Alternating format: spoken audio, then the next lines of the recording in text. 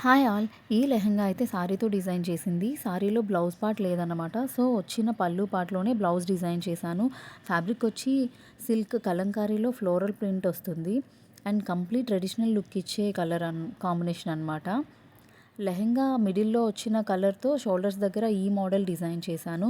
Puff స్లీవ్స్‌లో peplum స్టైల్‌లో, కానీ blouse కోసం ఫ్యాబ్రిక్ అడ్జస్ట్ చేయడానికి కొంచెం కష్టమైంది. బ్యాక్ వచ్చి ఇలా హుక్స్ చిన్న ఇచ్చేసాను. బాదం షేప్‌లో, హ్యాంగింగ్స్ అయితే ఫ్లవర్ టైప్‌లో కొంచెం పెద్దగా ఇచ్చాను. ఇంకా లెహెంగా అయితే సారీలో పైన వచ్చిన బోర్డర్‌ని బెల్ట్‌గా అటాచ్ చేశాను.